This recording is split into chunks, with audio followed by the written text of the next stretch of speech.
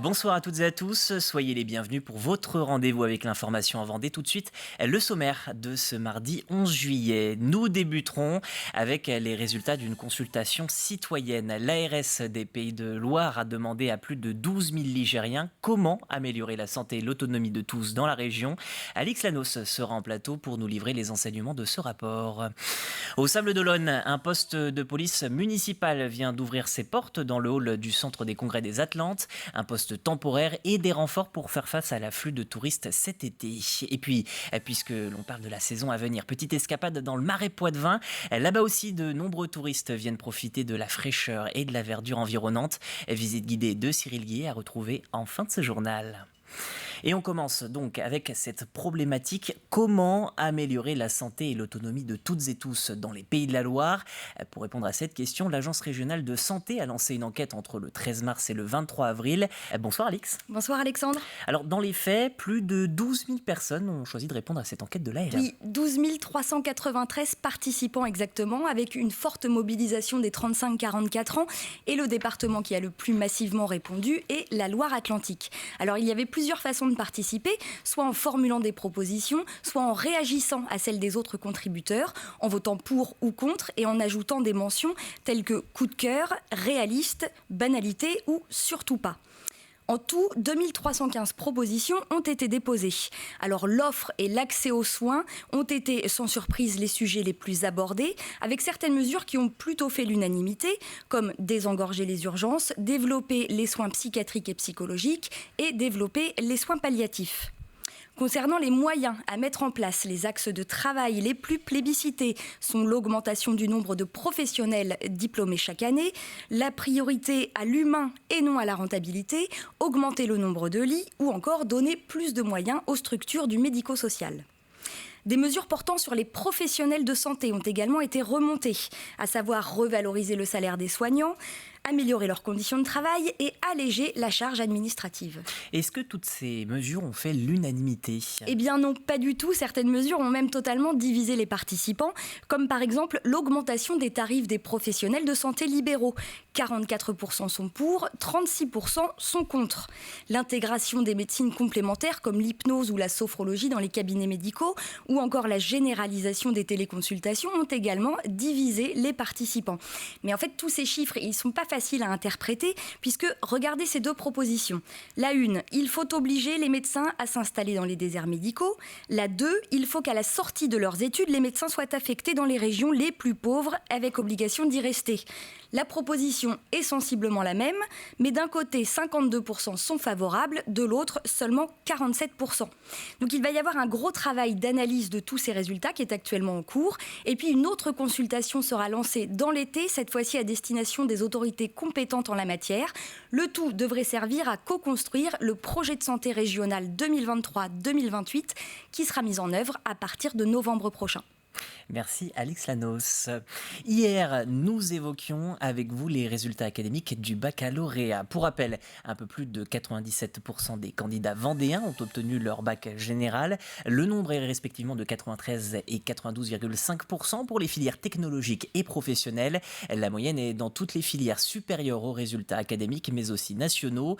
Un résultat qui s'explique notamment par l'implication et le travail des professeurs, selon la directrice départementale des services académiques de Vendée.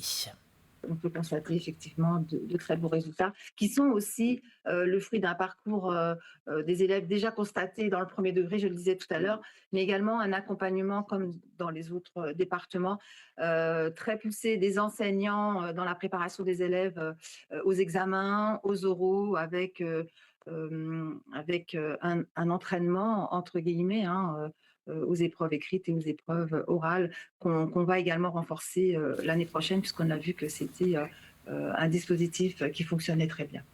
On ouvre une large page consacrée au tourisme dans le département. Cap d'abord sur les Sables-d'Olonne, où la police municipale a étrenné la semaine dernière un tout nouveau poste temporaire. Il est ouvert tous les jours de 14h30 à 19h30. C'est un outil complémentaire qui permet notamment de rendre la police municipale plus accessible pour les résidents et les touristes. Ce poste de proximité, effectivement, s'inscrit plus que dans un désengorgement, mais plus dans une possibilité qui peut être donnée parfois à une population âgée, qui n'est pas toujours véhiculée, qui n'a pas toujours la faculté d'aller dans nos bureaux de police ou dans nos commissariats. C'est une réelle avancée en termes de prise en charge et de services publics pour la collectivité sablaise et les touristes en vacances au sable. C'est à titre expérimental que la ville met en place ce bureau de police, mais pourquoi pas, dans les années ou mois à venir, pouvoir également avoir une présence de police nationale aux côtés de la police municipale. On s'adaptera à la demande et aux besoins, également à nos capacités d'armer un tel poste, parce qu'il faut de l'effectif. Nous allons être renforcés prochainement au Sable d'Olonne et donc pourquoi pas envisager une ouverture plus grande. Et ce poste de police est d'ailleurs établi dans un espace pour le moins insolite, au sein du hall d'entrée du Centre des Congrès des Atlantes. Cet endroit permet l'intervention rapide des forces de l'ordre. Pour être efficace, une police municipale, comme une police d'ailleurs, doit être présente sur le terrain et réactive. En fait, les nouveautés qui vous ont été présentées par Monsieur le maire vont dans ce sens.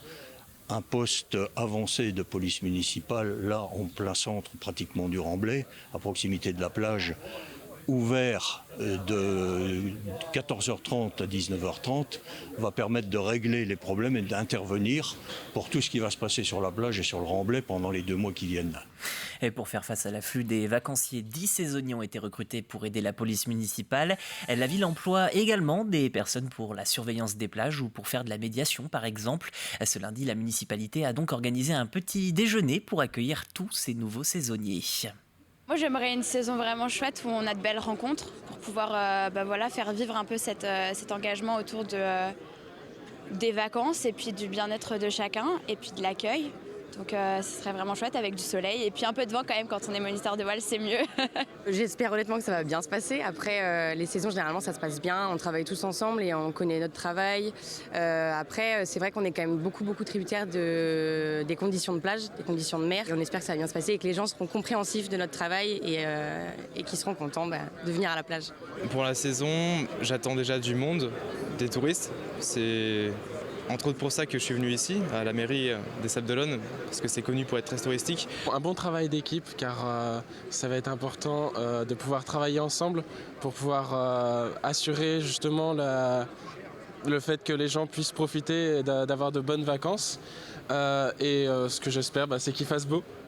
Et puis le tourisme, ce n'est pas que sur la côte, direction le sud-est du département. Dans le Marais Poitevin aussi, la saison commence, tout département confondu. Le site attire près d'1 500 000 vacanciers.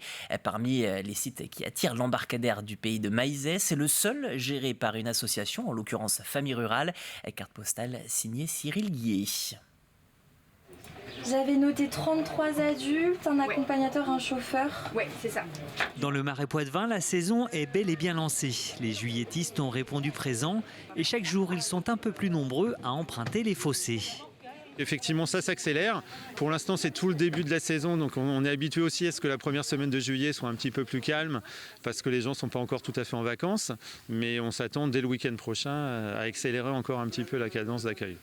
Et si depuis la pandémie, la fréquentation des étrangers était en baisse, ils font aujourd'hui leur grand retour. Historiquement, la clientèle classique du Marais Poitevin, c'est une clientèle de côte qui venait passer une semaine ou deux sur la côte et qui, pour une sortie à l'intérieur des terres, visiter un peu le marais, venait sur une journée. Et maintenant, on sent aussi ce besoin de peut-être prolonger un peu son séjour et de rester 2-3 jours au lieu de venir juste une après-midi. Pour accueillir les touristes, cet embarcadère emploie une quarantaine de saisonniers âgés de 16 à 21 ans. Le plus souvent des jeunes issus de la commune qui se plaisent à faire découvrir et partager leur territoire. C'est ma 4e saison que je fais à l'embarcadère. Et en fait, donc, j'ai commencé parce que mon père l'avait fait avant, mon tonton aussi l'avait fait il y a déjà une bonne vingtaine d'années. Et du coup, je suis venu ici comme la plupart des jeunes du coin, on travaille à l'embarcadère. Formés sur l'histoire de ces marais ainsi que sur la faune et la flore qui le composent, les bateliers transmettent leur savoir aux visiteurs. Des balades hors du temps qui ne laissent pas indifférentes. Ah oui. Wow. Kylian, c'était un super guide. Il nous a fait des très très grandes explications. C'était franchement super. C'était la première fois. On a pris un parcours de 3 heures. C'était génial.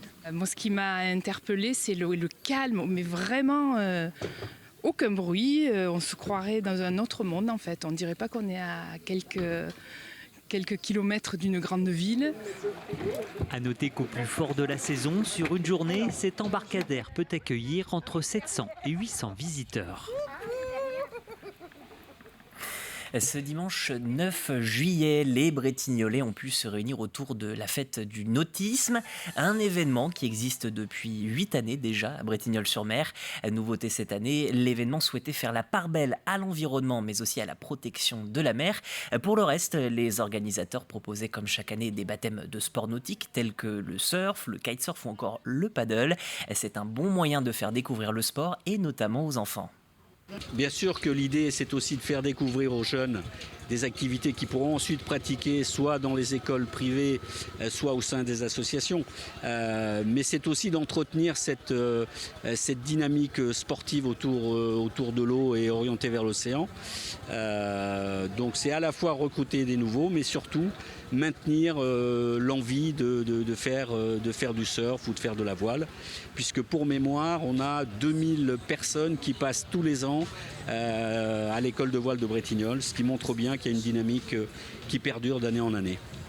Et pour finir ce journal, je vous propose de faire un tout petit point sur votre météo pour demain. Le soleil et les nuages seront présents sur l'ensemble du département. À noter aussi des températures entre 16 et 18 degrés. 18 la maximale, et bien ce sera tout simplement du côté de l'Île-Dieu et aussi de la façade atlantique dans le sud-ouest du département. C'est la fin de ce journal. Merci de l'avoir suivi. Vos programmes continuent sur TV Vendée. Vous pourrez retrouver l'information dès demain matin avec Caroline Tronche. Ce sera à 7h sur la matinale. D'ici là, portez-vous bien, passez une excellente soirée sur TV Vendée.